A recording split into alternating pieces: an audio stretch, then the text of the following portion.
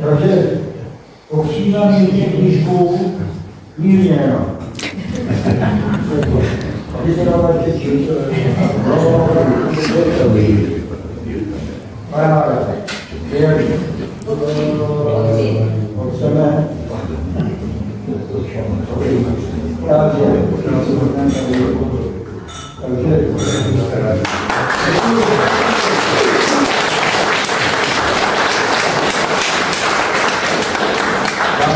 Aby výška věnuji svojí mužce, to je ředitelka řetězce mateřských školek Andrá Slova, moje vnučka.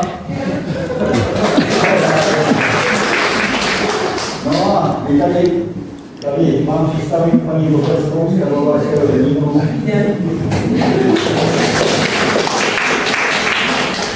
No a my se tak nějak myslíme do té prezentace.